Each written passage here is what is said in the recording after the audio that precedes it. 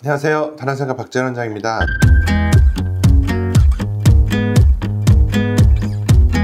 오늘은 한국 사람들은 많이 가지고 있는 고민 중에 하나인데요. 심한 반곱슬인데 여자 헤어라인 교정을 자연스럽게 과연 할 수 있습니까?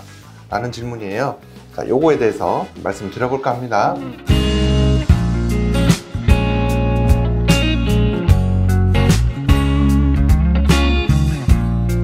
반곱슬부터 생각해 봅시다. 반곱슬은 왜 생기느냐? 모발이 휘니까 생기는 거죠. 반곱슬은 뭐 여러 가지 원인이 있지만 우리가 이해하기 쉽게 두 가지 원인에 의해서 생긴다라고 생각해 보실 수 있어요. 태생적으로 보면요, 모발의 뿌리가 이렇게 직선이 아니고 약간 이렇게 구부러지면 이렇게 모발이 휘어서 나옵니다. 이거를 정확하게 알 수 있는 것이 흑인 모발의 경우에 완전히 이게 스트레이트면 이렇게 휜 게 아니고요, 이렇게 되어 있습니다. 두 번째는 모발을 이렇게 커팅해 가지고 단면으로 이제 광학현미경이나 이런 걸로 보면 이게 원통형이어야만 장경, 단경 비교를 했을 때 이게 정확하게 원통형에 가까워야만 스트레이트로 자란다라고 해요. 모발이 장경과 단경 사이에 차이가 커지면 커질수록, 그 말은 동그란 구 모양이 아니고 럭비공에 점점 가까워지는 모양이다 라는 말과 같은 말인데 조금 어렵게 한 거죠. 그래서 장경과 단경의 차이가 커질수록 이 모발은 자라면서 이렇게 컬을 한쪽으로 치우쳐서 올라오기 때문에 이 컬이 더 지게 된다라고 이해하면 됩니다. 그러면 왜 이렇게 복잡한 얘기를 했냐? 반곱슬이면 반곱슬이지, 제가 단경과 장경의 차이가 영향을 미친다라고 말씀드렸어요. 그러니까 기본적으로 모발의 두께가 얇은 분, 뭐 가령 50에서 60 마이크론인 분하고 70에서 80 마이크론으로 이렇게 두꺼워지면 어떻게 되느냐? 모발이 두꺼울수록 기본 단위가 커지니까 장경과 단경의 차이는 더 많이 나겠죠. 그래서 반곱슬의 컬이라는 것은 거의 10중 8구 두께와 비례합니다. 그래서 모발이 두꺼울수록 반곱슬 컬이 많이 집니다. 반곱슬이 심한 사람들은 모발도 두꺼운 거죠. 그래서 여성 헤어라인 교정에서 반곱슬이 심하다는 것은 결국에는 두께를 얼마나 세밀하게 맞추느냐의 문제도 같이 수반되어서 생각해야만 합니다. 그런데 두께에 관한 거는 제가 여러 차례 영상으로도 말씀드렸고요. 얇은 모발을 얻는 방법, 또 심지어는 수술 후에 레이저를 때려서 굵은 모발을 다시 얇게 만들어서 그라데이션을 자연스럽게 만들어주는 법, 이런 것도 저희 병원에 발표된 논문들과 여러 가지를 포함해서 소개한 영상이 있습니다. 자, 영상들 참고해서 보시면 되겠고요. 두께랑 뗄래야 뗄 수 없는 문제이지만 두께까지 얘기하면 너무 오래 걸리고 시간도 오래 걸리고 얘기를 했었기 때문에 오늘은 컬 자체에만 집중해서 말씀드려볼게요.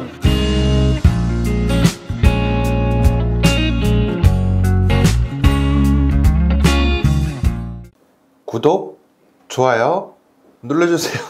컬이 왜 생기나 또 두께하고 연관성까지 말씀드렸어요. 그 다음은 뭘 얘기해야 될까요? 컬? 꼭 맞춰야 됩니까? 안 맞추면 수술이 엉망이 되느냐, 이거 이제 중요한 거죠. 저는 이렇게 말씀드리고 싶어요. 컬을 안 맞추면, 한 가닥이라도 안 맞추면 안 되는 수술이 있습니다. 대표적인 것이 눈썹 이식입니다. 제가 나중에 눈썹 이식에서 컬이 얼마나 중요하고 이 컬을 맞추는 저희 병원의 신기술 롱헤어 비절개에 대해서 한번 말씀을 드릴게요. 근데 눈썹은 완전히 이게 필수고요. 헤어라인, 여성 헤어라인에서는 반곱슬의 컬은 필수는 아니나 하나하나 맞추어 주면 더 자연스럽습니다. 그러니까 안 맞춘다고 망하는 건 아니지만 세밀하게 일일이 맞춰서 수술해주면 저희는 1%라도 더 자연스러움을 추구하기 때문에 저는 맞추어 주는 것이 맞다고 봅니다.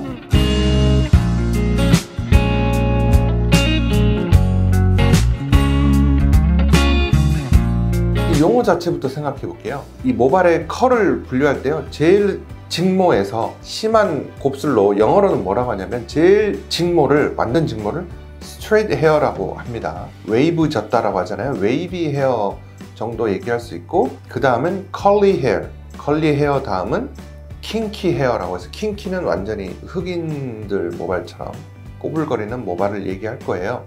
반곱슬이라는 말은 되게 한국적인 표현이죠. 곱슬이 절반이 있다라는 뜻이잖아요. 네.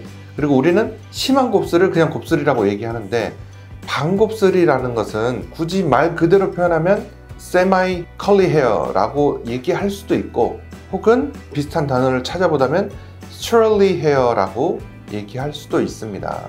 semi curly hair는 일반적으로 미국인들이 쓰는 단어는 아닌 것 같지만 말하면 알아듣는 단어라고 해요.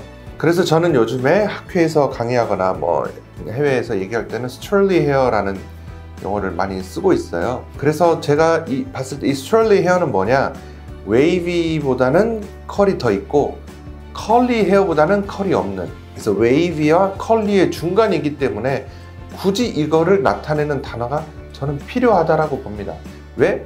이 컬의 특성에 의해서 수술에 영향을 주기 때문에.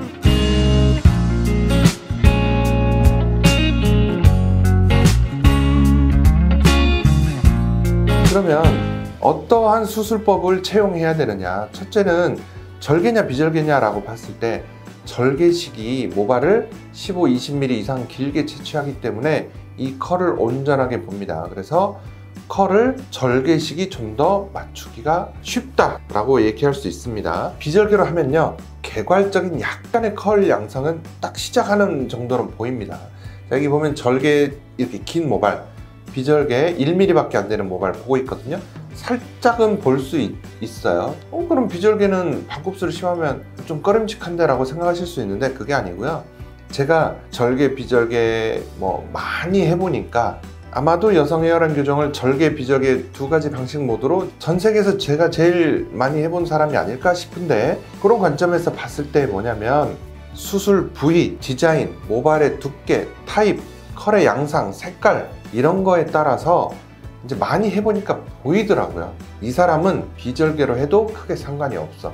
이 사람은 여기는 기존 모발이 얇고 컬이 직모인데 여기에 두꺼운 모발이, 반곱슬 모발이 가면 어색하게 될 것 같아 라는 것들이 보입니다. 그렇기 때문에 본인이 심한 반곱슬이라면 절개 비절개 혹은 무삭발 비절개를 다 잘하고 컬을까지도 이해하는 그런 전문의와 상담하고 수술을 하시는 것이 꼭 필요할 것이라고 생각합니다. 절개 비절개 차이 말씀드렸고요. 그럼 남자 여자, 일반적으로는 남자에서는 반곱슬의 컬을 여성 헤어라인처럼 아주 엄격하게 맞춰야 되지는 않습니다. 근데 남자도 이쪽 측두부 라인을 할 때는 컬을 되게 좀 더 꼼꼼하게 맞춰야 되고요.